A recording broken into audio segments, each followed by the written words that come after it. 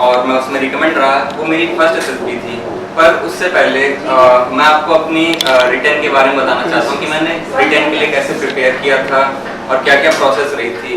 तो मैं आप सबको बताना चाहता हूँ कि मुझे रिटेन क्लियर करने में 3 अटेम्प्ट्स लगे थे। स्टार्टिंग के 2 अटेम्प्ट मेरे फेल रहे थे, उसके बाद थर्ड अटेम्प्ट में मैंने अपना रिटेन क्लियर किया था।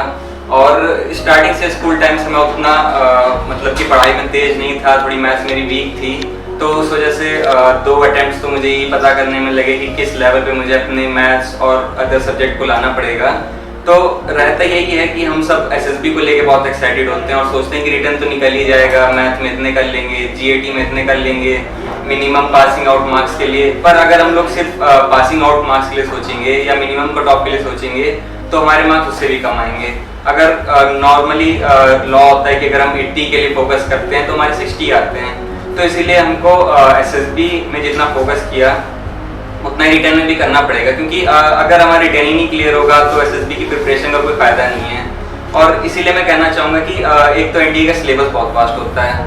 तो अगर हम ऐसे सोचें कि नहीं अभी 6 महीने बाकी हैं, आराम से 2 महीने में कंप्लीट कर लेंगे या 3 महीने में कंप्लीट कर लेंगे, तो नहीं हो पाता है।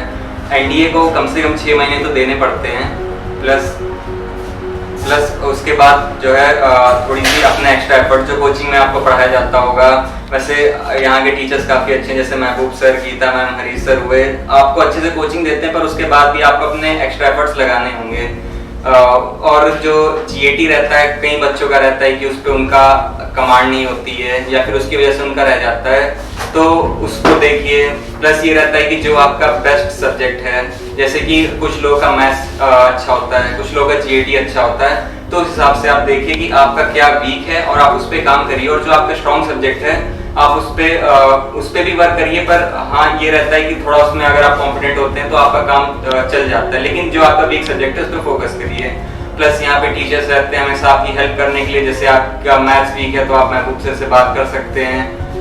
मेरा मैथ्स ही वीक था तो उसमें महबूब सर ने मेरी काफ़ी हेल्प की। देर तक क्लासेस उसके बाद जब हो जाती थी तो डाउट क्लियरिंग सेशंस भी होते थे, जिसमें वो मतलब कि डाउट्स वगैरह क्लियर करवाते थे। ये सब चीज़ें यहाँ पे मतलब होती रहती हैं। बाकी कोचिंग्स में शायद हो ना हो वो मुझे नहीं पता, पर यहाँ पे डाउट्स वगैरह क्लियर करना और बाद में मतलब कि कोचिंग के आवर्स के बाद भी आपको एक्स्ट्रा टाइम मिल जाता है। और रही बात कुछ लोगों का होता है कि इंग्लिश वीक है तो उसके लिए गीता मैम है, वो अच्छे से पढ़ा देती हैं आप लोगों को। तो यही होता है कि हमें रिटर्न पे मेरे ख्याल से ज़्यादा फोकस करना चाहिए। एसएसबी का क्या रहता है कि एसएसबी हम 10 से 14 दिन में आराम से प्रिपेयर कर सकते हैं। प्लस एसएसबी में ये रहता है कि आप अगर बाहर से सीखते हैं तो अच्छी बात है, मतलब कि कोचिंग्स आपको सिखाएंगी, पर एसएसबी में आपका खुद का एफर्ट रहता है, आपकी कैसी पर्सनैलिटी है या आपको मतलब कैसी आपकी थिंकिंग प्रोसेस है, वो सब कोचिंग्स आपको सिखाएंगी कि हाँ कि आपको क्या कैसे परफॉर्म करना है, टीएटी में कैसे करना है, थीमेटिक परसेप्शन टेस्ट में या साइकोलॉजी वगैरह में। पर जो आपकी खुद की साइकोलॉजी है वो आप पे डिपेंड करती है। तो रिटर्न के लिए मैं बताना चाहूँगा कि मतलब माइन्यूटली कि मैंने कैसे प्रिपेयर किया था। तो जैसे कि मैंने आपको बताया कि मुझे रिटर्न क्लियर करने में 3 अटेम्प्ट्स लगे थे। तो फर्स्ट अटेम्प्ट में मेरा क्या था कि मेरा ज़्यादातर फोकस इंग्लिश और जीएटी की तरफ था। मैथ्स की तरफ मेरा थोड़ा कम फोकस था क्योंकि वो सब्जेक्ट ही मुझे पसंद नहीं था, तो इसलिए मतलब मैं इंग्लिश और जीएटी को ज़्यादा फोकस देता था। तो इससे क्या हुआ कि मेरी इंग्लिश और जीएटी तो अच्छी हो गई, मैथ में थोड़ी वीकनेस हो गई, तो उस वजह से मेरे मार्क्स कम रह गए। उसके बाद महबूब सर से मैंने बात वगैरह की, उनको बताया इस बारे में, तो उन्होंने मतलब कि एक्स्ट्रा एफर्ट्स किए, मेरे साथ तो मेहनत की। तो उसके बाद मैं सेकेंड अटेम्प्ट भी मेरा था, लेकिन मैं काफ़ी कम उससे मार्जिन से रह गया था उसमें भी क्लियर करने से। उसमें भी मेनली मेरा मैथ्स की प्रॉब्लम थी। उसके बाद थर्ड अटेम्प्ट मैंने फाइनली मेहनत की, और बाकी जो मैं स्टार्टिंग से करता आ रहा था मतलब कि प्रिपरेशन थी, तो जीएटी और इंग्लिश में उतना मुझे एफर्ट्स नहीं डालने पड़े। मैंने मैथ्स में एक्स्ट्रा एफर्ट डाले और मेरा रिटन एग्जाम क्लियर हो गया था। तो ये तो रहा रिटन एग्जाम का। प्लस ये रहता है कि मतलब हम लोग की आदत होती है कि जितना कोचिंग में पढ़ाया जाता है हम लोग उतना ही पढ़ते हैं। मतलब ये रहता है कि हाँ सर ने इतना ही पढ़ाया तो हम इतना ही करेंगे, मैम ने इतना पढ़ाया तो हम इतना ही करेंगे। पर हमें क्या करना चाहिए, हमको उससे एक आध कदम और ज़्यादा आगे जाना चाहिए। जैसे मैम ने आज जो पढ़ाया है उससे रिलेटेड आपके पास अगर कोई गाइड, क्वेश्चन बैंक हो या फिर जिस तरीके की ये सब होती हैं पाथ फाइंडर वगैरह, उसमें से आप देख सकते हैं कि इस टॉपिक से रिलेटेड किस टाइप के क्वेश्चंस आ चुके हैं, उनको सॉल्व करने की कोशिश करें। तो अगर आप ये करते हैं तो नॉर्मली 6 मंथ सफिशिएंट होते हैं रिटन एग्जाम निकालने के लिए। और अब अगर मैं एसएसबी की बात करूं तो मेरा एसएसबी का ऐसा था कि नवंबर में रिजल्ट आ गए थे कि मतलब कौन कौन बच्चे एसएसबी के लिए जा रहे हैं। तो मैंने पहले तो फरवरी की डेट ली थी, पर कुछ टेक्निकल रीजंस की वजह से मुझे मार्च में टाइम मिला। फिर मार्च के बाद कोविड की वजह से अब मेरी 18 जुलाई को एसएसबी हुई थी। तो एसएसबी का तो ये रहता है कि अगर आप कोचिंग लेते हैं तो अच्छी बात है, और लेकिन उसमें आपको अपनी पर्सनैलिटी पे फोकस करना पड़ता है। कई लोगों का ये रहता है कि हमारे अंदर कॉन्फिडेंस नहीं है, हम इंट्रोवर्ट हैं, तो किस तरीके से हम एसएसबी क्लियर करेंगे, या किसी से ज़्यादा बोल नहीं पाते हैं। तो वो कोई दिक्कत की बात नहीं है, इंट्रोवर्ट होना कोई बहुत बड़ी चीज़ नहीं है, दिक्कत नहीं है कि हाँ इंट्रोवर्ट हैं तो हम रिकमेंड ही नहीं होंगे। मैं भी इंट्रोवर्ट हूँ, मुझे भी ज़्यादा लोगों से बात करना मतलब इतना अच्छे से नहीं कर पाता हूँ बात, और इतना पहले कॉन्फिडेंस भी नहीं था। पर उसमें ऐसे घबराने की बात नहीं है कि हाँ अब कुछ है, मतलब बोल नहीं पा रहा हूँ किसी के सामने, या इन सब चीज़ों से दिक्कत या परेशान होने की बात नहीं है। बस ये रहता है कि आप जो चीज़ अभी से कर सकते हैं एसएसबी के लिए, वो मैं आपको बताना चाहता हूँ। जैसे कि हो गया साइकोलॉजिकल टेस्ट। अब पहले तो ये रहता है कि लोगों के अंदर ये होता है कि वो डिफेंस में तो जाना चाहते हैं, पर डिफेंस के बारे में नहीं जानना चाहते हैं। मतलब कि एक डिफेंस ऑफिसर में क्या क्वालिटीज़ होनी चाहिए, या फिर उनको अगर जैसे एयरफोर्स की तरफ उनको जाना है तो उनको बॉम्बर और फाइटर जेट में अंतर नहीं पता होता है, या फिर मिसाइल्स के नाम नहीं पता होते हैं। ये सब प्रॉब्लम्स होती हैं, और ये सब क्या रहता है कि इनको याद करने में टाइम लगता है, इनसे फेमिलियर होने में टाइम लगता है। तो अगर आप अभी से डिफेंस के बारे में थोड़ा थोड़ा जानना शुरू करेंगे तो जब आपकी एसएसबी आएगी तब तक आप इतना जान चुके होंगे कि आप जब इंटरव्यूअर के सामने बैठेंगे तो आप कॉन्फिडेंस से उसको बोल सकेंगे कि हाँ मैं एयरफोर्स में या आर्मी में जाना चाहता हूँ और मुझे बहुत पसंद है आर्मी या एयरफोर्स के बारे में जानना। तो जब वो आप उससे कॉन्फिडेंस से बोलेंगे, वो आपसे डेफिनेटली क्वेश्चन पूछेगा, पर आप उसके क्वेश्चंस बता लेंगे। पर अगर आप पहले से ही केवल ये सोचेंगे कि बस मैं किसी तरीके से रिटर्न निकाल लूँ, एसएसबी में देखेंगे, तो तब आपको दिक्कत हो जाती है। क्योंकि तब क्या रहता है कि आपको एसएसबी में बहुत कम टाइम मिलता है, नॉर्मली 1 महीना मिलता है। इस कोविड की वजह से रेयर केस हो गया तो काफी बहुत टाइम मिल गया, पर 1 महीना होता है, उसमें आप कितनी भी कोशिश कर लें इतना नहीं जान पाएंगे कि आप वहाँ पे एसएसबी में जाके कॉन्फिडेंट हो। तो थोड़ा बहुत डिफेंस के बारे में जानते रहिए, प्लस क्वालिटीज जानने की एक ऑफिसर में क्या क्वालिटीज होती हैं। हम लोग बहुत सुनते हैं OLQs के बारे में, जिसको बोलते हैं ऑफिसर्स लाइक क्वालिटी। सबको पता रहता है, मतलब मैक्सिमम लोगों को पता रहता है कि वो OLQs क्या होते हैं। अगर किसी से पूछे तो गिना देगा, पर उन OLQs का मीनिंग नहीं पता होता है। जैसे कि एक OLQ होता है रीजनिंग एबिलिटी, किसी से पूछो तो रीजनिंग एबिलिटी वो बता देता है, पर ये नहीं पता होता है कि रीजनिंग एबिलिटी का मतलब क्या होता है। तो हम लोगों को सिर्फ वो वर्ड नहीं जानना, उसके लिए उस वर्ड का क्या मीनिंग होता है वो भी जानना पड़ेगा, तभी एसएसबी क्लियर होगी। और ये रहता है कई लोगों का कि एसएसबी का करें कि रिटर्न का करें, जिनको रिटर्न की प्रिपरेशन करनी है। तो ये कहना चाहूँगा कि एसएसबी के लिए पर डे 1 आवर सफिशिएंट होता है, मतलब 1 आवर मोर देन सफिशिएंट बोलना चाहूँगा। क्योंकि आप चाहें तो आधे घंटे नॉर्मली डिफेंस न्यूज़ देख सकते हैं कि क्या चल रहा है। जैसे अभी फिलहाल टेंशन्स हैं इंडिया चाइना में, उसके बारे में आप जानिए। क्योंकि जैसे जो न्यूज़पेपर्स आते हैं उसमें आपको बताया जाता है कि टेंशन्स चल रही हैं या ये सब है, पर क्या रहता है कि एज अ डिफेंस एस्पिरेंट आपको थोड़ा डिटेल में जानना होगा। आपको लद्दाख में भी ये जानना होगा कि किस स्पेसिफिक जगह पे टेंशन्स हैं, क्या फिलहाल मूवमेंट्स चल रही हैं वहाँ पे। इन सब चीज़ों के बारे में थोड़ा डिटेल से अगर आप जानेंगे तो वो आपके लिए बहुत फायदेमंद होगा। तो इसलिए इन सब चीज़ों के बारे में आप थोड़ा फोकस करिए, एसएसबी के बारे में भी। और रही बात रिटर्न की, तो आप क्या कर सकते हैं कि जैसे कई लोगों का होता है, नॉर्मली मेजॉरिटी ऑफ लोगों की मैथ्स अच्छी होती है, जीएटी वीक होती है। तो अगर आपके साथ ऐसा है तो मैथ्स पढ़िए, उस पर फोकस करिए। पर क्या है कि जीएटी एक ऐसा सब्जेक्ट है जो कि बहुत टाइम लेता है। तो आप क्या कर सकते हैं कि आप बाद के लिए मत छोड़िए जीएटी को, जितना आपको पढ़ाया जाए आप उतना पढ़िए। पर और जो बुक्स होती हैं वो भी आप उनमें से भी पढ़ते रहिए और डिटेल में पढ़ते रहिए। क्योंकि अब जो एनडीए का लेवल है उसकी जो जीएटी बहुत टफ आने लगी है। पहले जो होता था कि उसमें इतनी टफ जीएटी नहीं होती थी, नॉर्मली बच्चे निकाल लेते थे। पर अब क्या होने लगा है कि अब जीएटी तो टफ आती है, साथ में थोड़ा फिजिक्स भी टफ आने लगी है, थोड़ी लॉजिकल फिजिक्स आने लगी है। तो उस हिसाब से आपको फोकस करना चाहिए कि आप इजीली रिटर्न निकाल सकें। और दूसरी बात मैं कहना चाहूँगा कि कई लोगों को इंग्लिश में थोड़ी प्रॉब्लम होती है, तो उसके लिए मैं कहना चाहूँगा कि जैसे गीता मैम हैं, वो जिस तरीके से पढ़ाती हैं तो वो मुझे तरीका काफ़ी पसंद है। मतलब कि लॉज और रूल्स के बारे में कम और उनकी प्रैक्टिस ज़्यादा करना। क्योंकि मेरा मानना है कि जो इंग्लिश ग्रामर है वो भी मैथ्स की तरह होती है, जितना हम लॉज वगैरह प्रैक्टिस करेंगे उतनी हमको हैबिट रहेगी। कोई फायदा नहीं होता कि हम चाहे कितने लॉज याद कर लें या कितने रूल्स याद कर लें, जब तक हमको उसकी प्रैक्टिस नहीं होगी तब तक हम वहाँ पे पता नहीं लगा पाएंगे। और वैसे भी जब एनडीए का एग्जाम देते हैं तो इतना टाइम नहीं होता कि वहाँ पे बैठ के आप याद करें कि ये रूल था तो उसमें ये एक्सेप्शन थी। नॉर्मली अगर आप प्रैक्टिस करते रहेंगे तो आपको वहाँ पे तुरंत याद आ जाएगा कि हाँ इस सेंटेंस में कुछ गलत है और इसमें कुछ सही होना होगा। तो इस वजह से जो एफर्ट रहते हैं गीता मैम के कि बच्चों को लॉज से ज़्यादा उनकी प्रैक्टिस कराई जाए, तो उससे वो उनकी मेमोरी में आ जाते हैं कि हाँ ये सेंटेंस में कुछ दिक्कत है।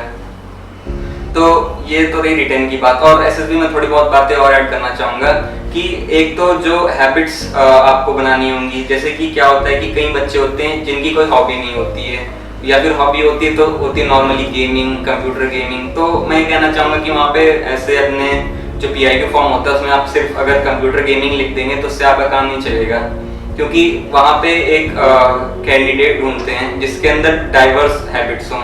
जैसे कि अगर आप गेमिंग करते हैं तो आप बुक रीडिंग भी करते हो, आप अगर बुक रीडिंग करते हैं तो आप स्पोर्ट्स भी खेलते हो, इस तरीके की उनको पर्सनैलिटी चाहिए। तो मैं ये कहूँगा कि आपको अपनी हॉबीज़ अभी से इंक्रीज करती जानी चाहिए। जिनको लगता है कि हाँ उनके पास हैं हॉबीज़ हैं, वो स्पोर्ट्स में भी खेल रहे हैं स्कूल या नेशनल लेवल पे, या फिर जो बुक रीडिंग वगैरह करते हैं उनके लिए ठीक है, पर जिनकी एक या आध हॉबीज़ है जैसे कंप्यूटर गेमिंग और ये सब चीज़ें, नेट सर्फिंग, ये सब चीज़ें हैं, तो उनको अपनी हॉबीज़ डेफिनेटली बढ़ानी पड़ेंगी।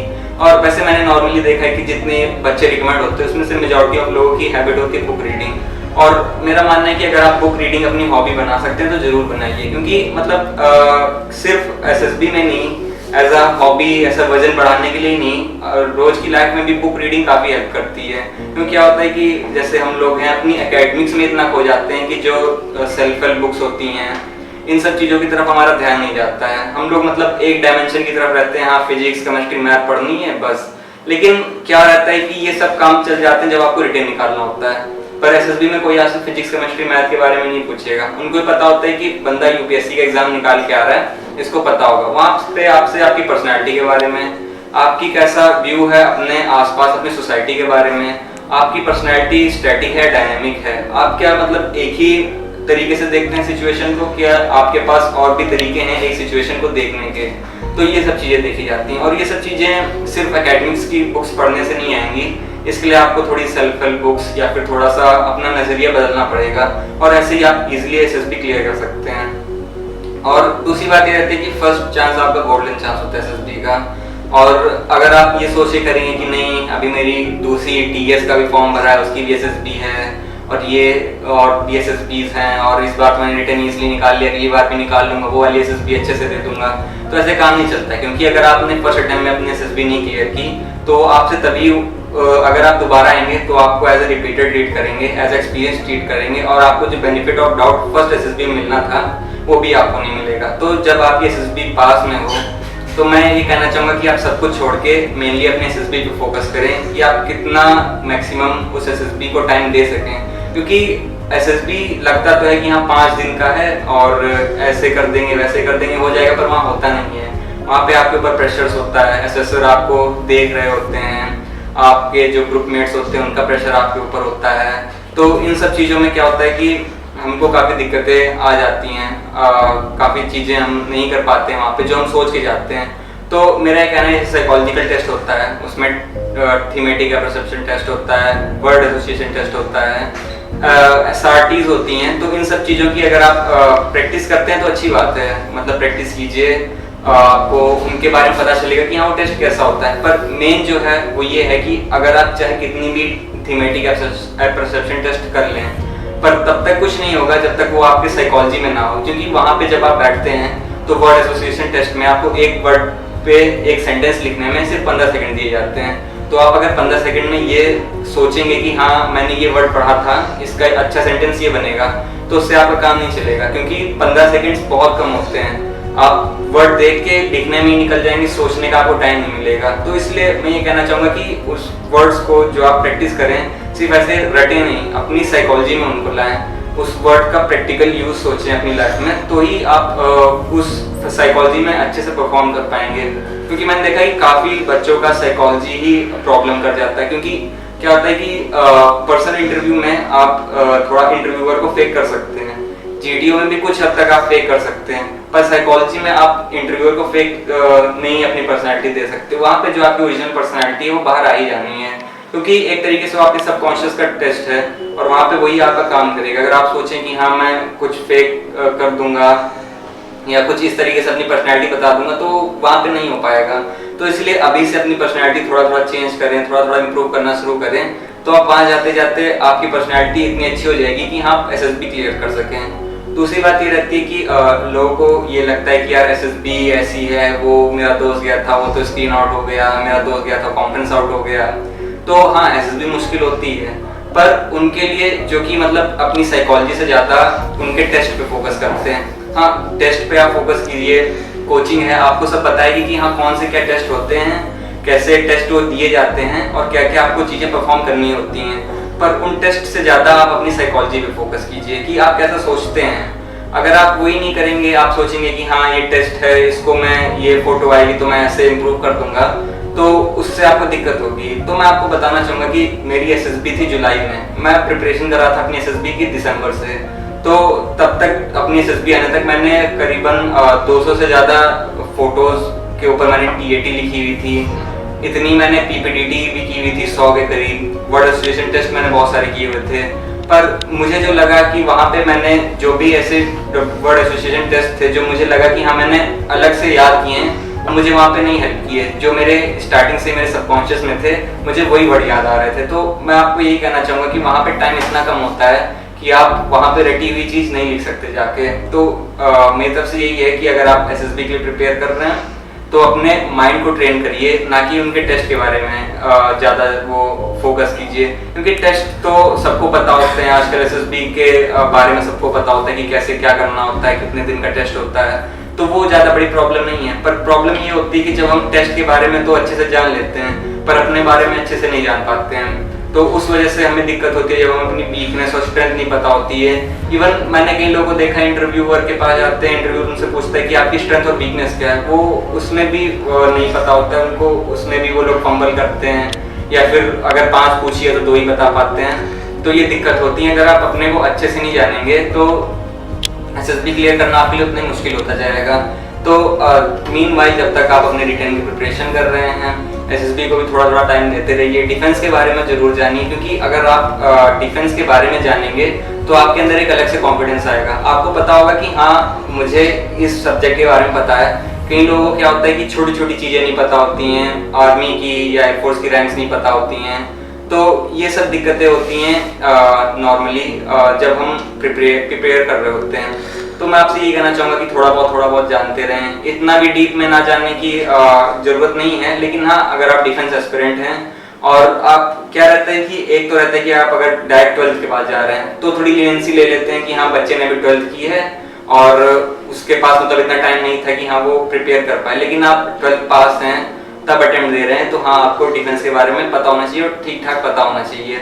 और मैं आपको बताना चाहूँगा कि मेरे पर्सनल इंटरव्यू में इंटरव्यू ने मुझसे एयरक्राफ्ट के बारे में पूछा था काफ़ी, क्योंकि जैसे कि मैं चेस्ट नंबर 28 था, तो जो मुझसे पहला चेस्ट नंबर वाला था 27, वो उसका भी सेम रूम में इंटरव्यू था, सेम इंटरव्यूअर के साथ। तो उससे पूछा गया होगा कि उसको सबसे अच्छा कौन सा रूममेट लगा, तो उसने मेरा नाम बताया, तो उससे रीज़न पूछा गया होगा, तो उसने बताया कि हाँ कि मतलब मुझे एयरक्राफ्ट के बारे में बहुत अच्छे से जानकारी है और मतलब वो लोग मुझसे जानते हैं एयरक्राफ्ट के बारे में। तो मेरा इंटरव्यू नॉर्मली 55 मिनट चला था और उसमें उन्होंने मैक्सिमम जो चीज़ें थी वो मुझसे एयरक्राफ्ट के बारे में पूछी।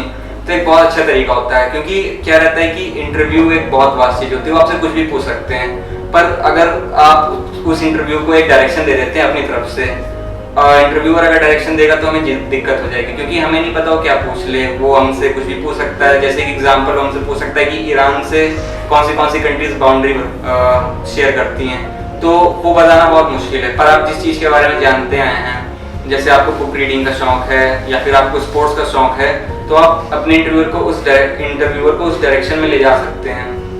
पर ले जा तब सकते हैं जब आपको फोकस हो, आपको कॉन्फिडेंस हो कि हाँ मुझे इस चीज़ के बारे में इतना पता है कि मैं इंटरव्यू में आराम से उसका जवाब दे सकता हूँ। अगर आपको इसी चीज़ का कॉन्फिडेंस नहीं होगा, इस बारे में कुछ पता नहीं होगा, तो आपको बहुत दिक्कत हो जाएगी और फिर आपका इंटरव्यू बेकार चला जाएगा। तो इस पर आप फोकस कीजिए, इतना तो जानिए कुछ चीज़ों के बारे में कि आप हाँ इंटरव्यू में कुछ बोल सकें।